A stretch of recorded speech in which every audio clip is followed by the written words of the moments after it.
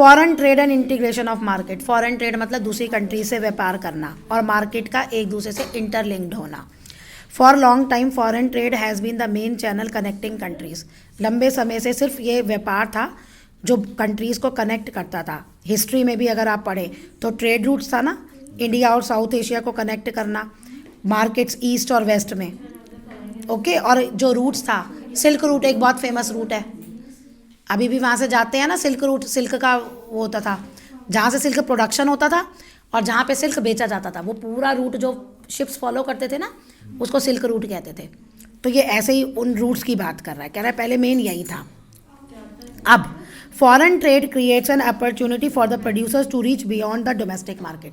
यानी जहाँ बनता है प्रोडक्ट वही नहीं बिकता, अब बाहर भी बिकता है, अपनी कंट्रीज से बाहर भी बिकता है ये। टू पुट इट सिंपली,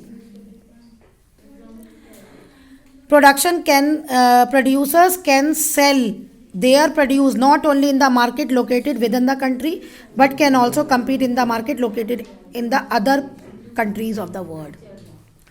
कहता है अब जो प्रोड्यूसर्स है वो सिर्फ अपने ही कंट्री में माल नहीं बेचते बल्कि दूसरी वर्ल्ड की कंट्रीज़ जो है वहाँ पे भी माल बेचते हैं और कंपटीशन भी होता है।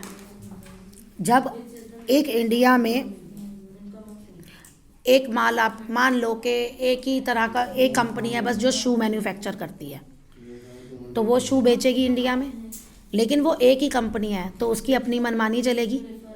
हम क्वालिटी में उसकी जो मर्जी वो बेचे, प्राइस वो जो मर्जी रखे, क्यों? क्योंकि कंज्यूमर के पास ऑप्शन नहीं है।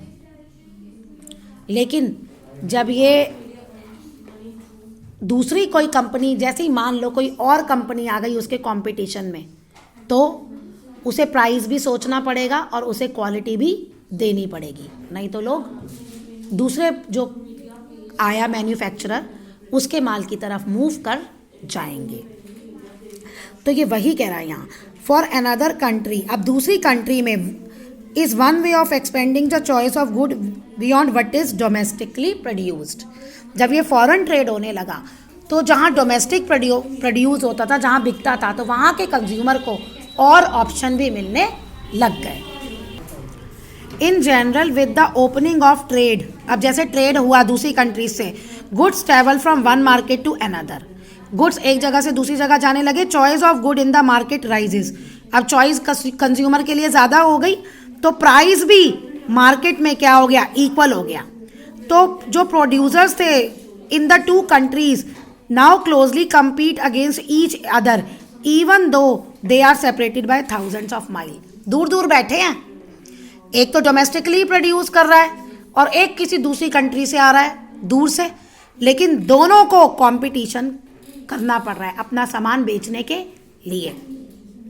फॉरेन ट्रेड जो है वो रिजल्ट इन कनेक्टिंग मार्केट्स और integration of market in different countries. तो फॉरेन ट्रेड की वजह से ही मार्केट सारी कनेक्ट हुई हैं और इंटीग्रेशन हुआ है अलग अलग कंट्रीज में मार्केट का, मतलब वो आपस में ही कनेक्ट हुई हैं।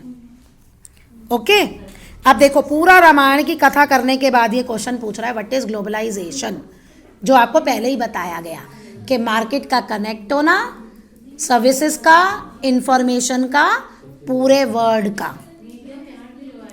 इन द पास्ट 2 और 3 डेकेड्स, लास्ट के 20-30 सालों में, more and more MNCs has been looking for location around the world which would be cheap for their production। तो वो ऐसी जगह ढूंढ रहे हैं जहाँ पे उनका प्रोडक्शन बहुत सस्ता हो, MNCs का। Foreign investment by MNCs in these countries has been rising, और जहाँ जिस कंट्री में उनको सस्ता मिलता है, चीप मिलता है, वहाँ पे वो फॉरेन इन्वेस्टमेंट कर देते हैं। तो कह रहे हैं ऐसी कंट्रीज में वहाँ फॉरेन इन्वेस्टमेंट बढ़ता जा रहा है। A large part of foreign trade is also controlled by MNCs। अब फॉरेन इन्वेस्टमेंट भी और फॉरेन ट्रेड भी MNCs ने कंट्रोल कर दिया है। अब कहते हैं जो फोर्ड मोटर्स है, जो कार बनाती है, वो इंडिया में ही सिर्फ कार नहीं प्रोड्यूस करती, इंडियन मार्केट के लिए नहीं प्रोड्यूस करती, वो कार को एक्सपोर्ट भी करती है, दूसरी कंट्रीज में भी बेचती है, और वर्ल्ड में भी उसकी अलग अलग जगह पे फैक्ट्रीज हैं। इसी तरह से एक्टिविटीज़ जो MNCs की हैं क्या है, उनमें सब्सटेंशियल ट्रेड इन गुड्स और सर्विसेज और ट्रेड्स का गुड्स होता है। सर्विसेज जैसे कस्टमर केयर सर्विस 24 आवर होते हैं ना, तो आप अगर 12 बजे 1 बजे भी रात को कॉल करोगे, 2 बजे भी करोगे किसी कस्टमर केयर में, तो आपका फ़ोन पिक करेंगे? अब आपको नहीं पता वो इंडिया का कोई बंदा कर रहा है या इंडिया से बाहर कोई पिक कर रहा है। तो ऐसे ये सर्विसेज सब इंटीग्रेटेड हो गई हैं।